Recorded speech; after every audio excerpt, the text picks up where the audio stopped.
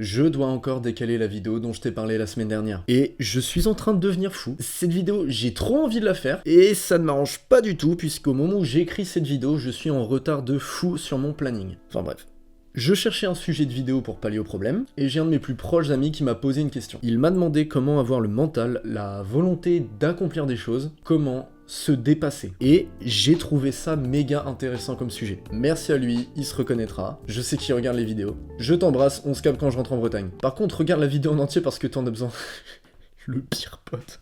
Tu t'es déjà demandé pourquoi certains avancent pendant que toi, t'as l'impression de stagner. Moi, en tout cas, je me suis déjà posé cette question.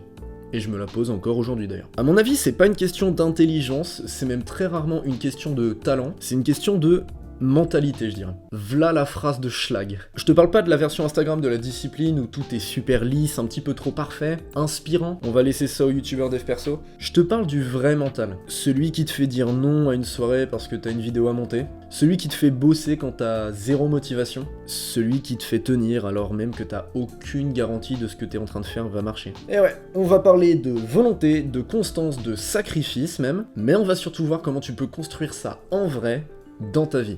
Parce que c'est pas inné. Et surtout parce qu'une fois que tu l'as, personne peut te l'enlever. Accroche-toi, on est parti.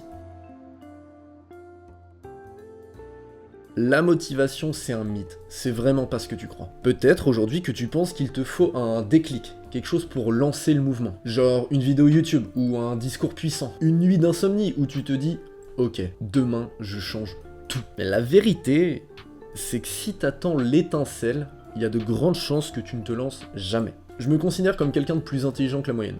Genre, largement. Et bah, des types bêtes à manger du foin, qui gagnent plus que moi, j'en connais des tas. Parce qu'ils sont littéralement trop cons pour se poser des questions. Ils essayent, ça rate, ils recommencent. Et ça fait mal de le reconnaître, mais en réalité, il suffit que de ça, généralement, pour arriver au succès. Pas besoin d'avoir une vision spirituelle et d'attendre le bon moment.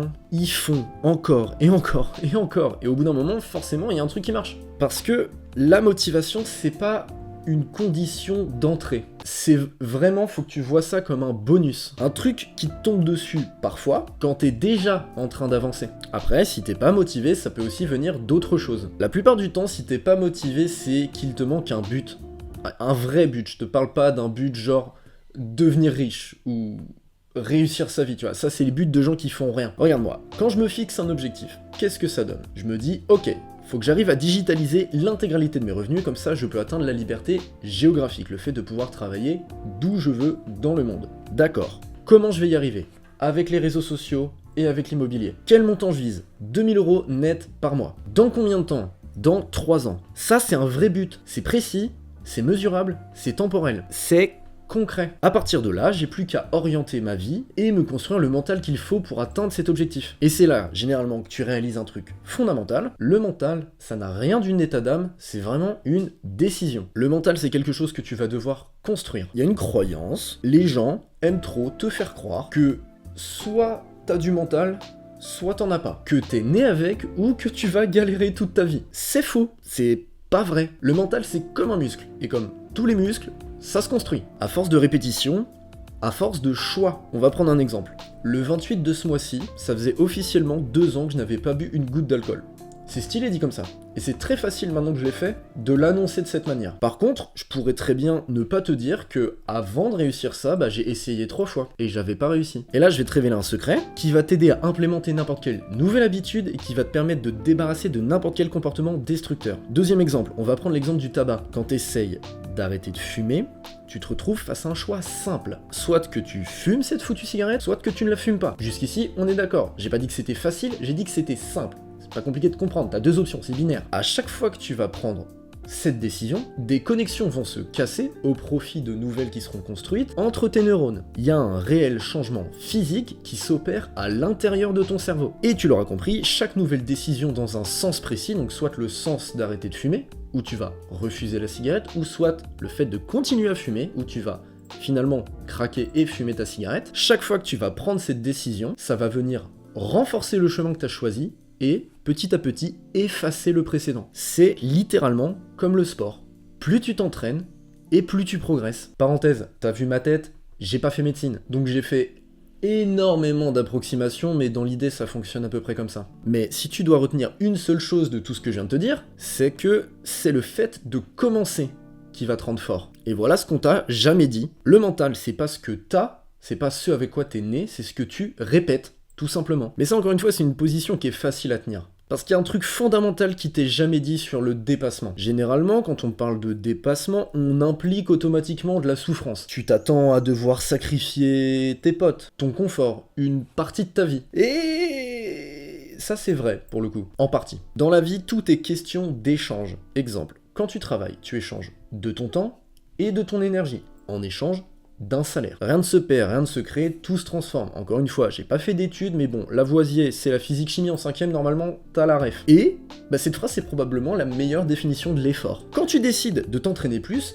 tu vas dire non à certaines soirées. Quand t'as vraiment envie d'avancer sur un projet, effectivement, tu risques de moins voir tes amis. Absolument tout dans la vie se paie. En revanche, ce qu'on ne te dit jamais, c'est que ne rien faire aussi, ça a un prix. Et c'est souvent encore plus cher. Peut-être que tu crois que rester dans ta zone de confort c'est gratuit. Après tout, c'est facile. Que reporter ton projet, ta santé, ta discipline, c'est juste attendre le fameux bon moment. La vérité, c'est que si t'es pas prêt à faire des sacrifices pour atteindre tes objectifs ou tes rêves, si vraiment on veut se lancer dans des tirades grandiloquentes, c'est tes rêves qui deviennent le sacrifice. Et tu sais ce que j'ai fini par comprendre? Parce que si t'écoutes ce que je dis depuis tout à l'heure, là, que je déblatère avec assurance, tu pourrais croire que c'est facile tout ce que je viens d'expliquer. Alors pourquoi ça l'est pas, en réalité? Pourquoi c'est si dur de reprendre sa vie en main, de faire des choix objectivement bons, mais qui nous coûtent notre confort, même si bien souvent c'est superflu? Cette question, elle a été au cœur de ma vie pendant plusieurs années et j'y ai énormément réfléchi.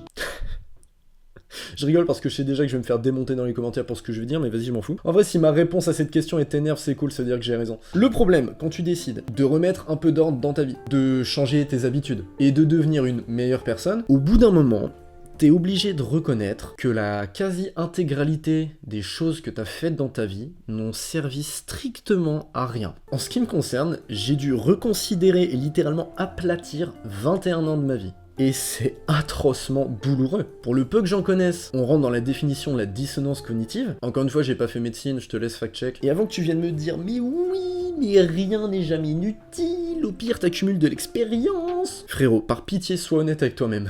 Encore un exemple. Toute l'expérience que j'ai accumulée de pourquoi l'alcool, c'est peut-être pas un truc aussi stylé que ça. J'aurais pu m'en rendre compte en 2 soirées. Même, j'aurais pu m'en rendre compte avant de commencer à boire. C'est visible. Au lieu de ça, j'ai fait le mongol 3 ans pendant mes études. De quelle expérience tu me parles exactement? J'avais pas besoin de 3 ans pour comprendre que faire une soirée où tu te souviens pas de ce que t'as fait la veille, c'est une idée de gros con en fait. Mais je comprendrais que tu sois pas d'accord avec ce que je viens de dire. Si t'étais d'accord, ça voudrait dire que tes actions elles sont pas en accord avec ce que tu veux réellement. Et notre cerveau, il est pas câblé pour penser comme ça. Donc c'est une sensation hyper désagréable. Autre exemple, les gens te rabâchent à longueur de journée cette phrase insupportable de Confucius. Confucius qui nous dit « Choisissez un travail que vous aimez et vous n'aurez pas à travailler un seul jour de votre vie. En gros, fais de ta passion ton métier et tu seras heureux. » Et ce que Confucius il dit pas, c'est que ça marche pas avec les passions de merde en fait. Le nombre de personnes qui me disent qu'ils ont pas de passion dans la vie à part les jeux vidéo, pour réussir du simple jeu vidéo c'est pas compliqué. Soit faut créer du contenu, c'est pas l'extrême majorité des gens que je rencontre. Évidemment, la GoPro qui coupe au milieu de ma phrase. Soit faut être extrêmement fort. La plupart du temps, les gens ils misent tout sur la deuxième option.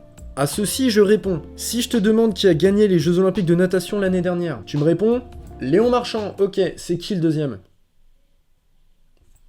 Dis-moi, c'est qui est arrivé deuxième? C'est ça la réalité de faire de ta passion le jeu vidéo ton métier. Voilà pourquoi ta passion est plus la merde. Et je te le dis sans méchanceté, hein, on a la même. J'adore les jeux vidéo, mais j'espère que tu seras d'accord avec moi pour dire que en vrai ça sert à rien. Oui, mais le divertissement c'est utile. Je dis pas le contraire. Mais bordel, va faire du sport, hein. C'est utile et c'est divertissant. Tu sais...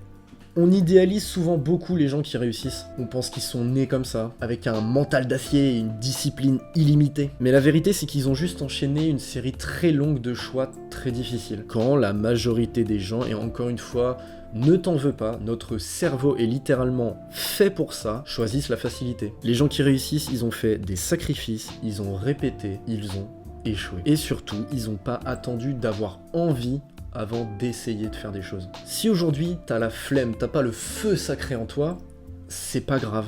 Mais t'as quand même un choix à faire. Le premier, est-ce que tu veux que tes actes soient à la hauteur de ta vision? Ou est-ce que tu vas continuer de rêver une version de toi que t'es même pas prêt à construire? Si t'es encore là, normalement c'est que t'as la graine, donc à toi de la faire pousser. Et si cette vidéo t'a parlé, mets pas juste un like et un commentaire pour me faire plaisir. Si tu veux me faire plaisir, pose-toi une vraie question ce soir. Est-ce que la personne que je veux devenir, elle aurait le mode de vie que j'ai actuellement? J'espère que la vidéo t'a plu. D'ici là, porte-toi bien.